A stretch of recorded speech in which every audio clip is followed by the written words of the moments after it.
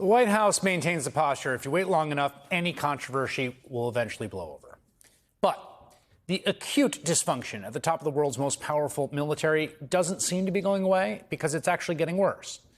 Today, Politico is reporting that Pete Hegseth, quote, surrounded himself with advisors who quickly turned into vicious rivals for power, whose bitter brawl has now unraveled into revenge power plays, surprise firings, accusations of leaking, and embarrassing headlines that are blowing up the Pentagon, distracting from Trump's agenda, and possibly jeopardizing Hegseth's job. Now, the Defense Department is notoriously nonpartisan, avoids deviating from decorum, so an eruption of infighting is only making Hegseth's stain on the Pentagon worse. Quote, there is a complete meltdown in the building, and this is really reflecting on the Secretary's leadership, said a person familiar with the matter. Pete Hegseth has surrounded himself with some people who don't have his interests at heart. Joining me now is one of the reporters of that story, Paul McCleary, who covers the Pentagon for Politico.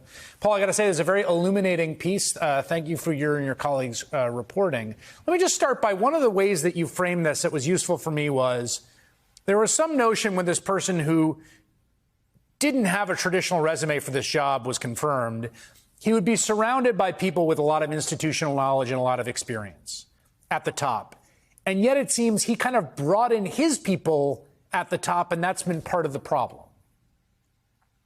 Yeah, a few of the Dan Caldwell is one of the top advisors, and Darren Stone. Like, I'd worked with Hegseth a little bit in the private sector when Hegseth was working with veterans organizations, right? So he knew them previous to this, and he brought him with him to the Pentagon. They both had some Pentagon experience, but not normally as much as people in those roles would have. They're both veterans, so they'd both been in the military. They both had served. And then Joe Casper, his chief of staff, worked on the Hill for a long time. He had, again, a little bit of Pentagon experience, but none of these guys were really in the building for years and years and years and built those relationships as these top advisors normally do, or else they're former senior officers many times and things like that. So it's a group that had come in who are not, newbies to Washington, but pretty new to the building and pretty new to this sort of organization. I mean, it's a massive global organization, right? With millions of people in uniform, about 800,000 civilian employees around the world, and it's a big job to manage all these fiefdoms, as well as being a diplomat when you go overseas. So this is a brand new thing, and especially it makes it difficult when people who hadn't really been there before, and Hegseth, who had never, he was in the Army, he retired as a major from the Guard years ago, but he had never done anything even close to this size or scale. The other thing that was clarifying about your piece is that the rivalries here, I mean, clearly these people, 3 people have been marched out of the building. The chief of staff, Casper, has been relocated. There's tons of leaks that reflect incredibly poorly on Pete Hegseth. He had a makeup studio installed at the Pentagon. Today, we just got reporting that he had Signal installed on his computer at DOD, which I guess would make it easier to copy and paste, but also seems like maybe not a great idea. Obviously, these guys all kind of hate each other now, but one of the things that came through in your piece was there's not some ideological stakes here. Like, this is purely personal pettiness at this point where they all kind of hate each other. Yeah, I mean, it boils down to a personality clash. It's not like there's this kind of neocon versus MAGA feud or something like that. They're all pretty much on the same page. Dan Caldwell, he tweeted over the weekend with the other 2 advisors who were fired. They released a statement saying they fully support President Trump's agenda. They fully support what he wants to do internationally and with the military, but they just clashed with Casper. And, the leak accusations are what really sunk the ship here, right? I mean, I think Hegseth was told that these guys were all leaking. And they leaked, the story that came out of Elon Musk coming to the Pentagon to get Chinese war plans and other things like that. And they all claim it's not true, that they did not leak these stories.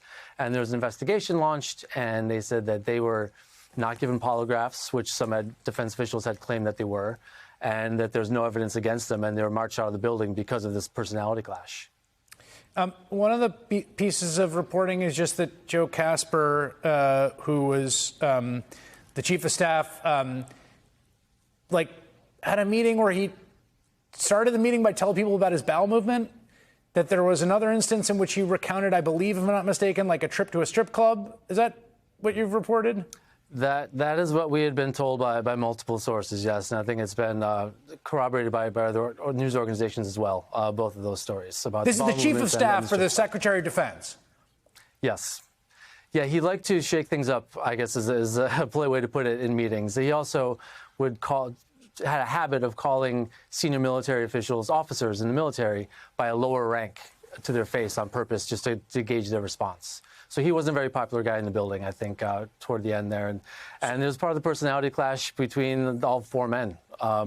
This kind of brash, these brash actions, and really rubbed everyone else the wrong way. So who's running things there now? Well, Pete Hegseth is Secretary of Defense, and I imagine he will be for quite some time. And it took the Trump administration a lot of time and effort to get him through the Senate, right? The confirmation hearing. So they're not going to give up on him. And he's executing the president's agenda, right? The DEI, getting woke out of the military, transgender, things like that. He's doing everything that the president promised he would do. So he's fulfilling on his promises. He's bringing in new advisors now, right? His junior military assistant, a Marine Corps colonel, put in his papers to retire, and he's likely going to be one of his advisors. And I think there's some jockeying for position now with some other people who may have less experience than the previous three gentlemen did, but we're not really sure. We'll have to see who he brings in. But it'll have to be people who he trusts, because the circle of people he trusts, I think, is constricting at this point.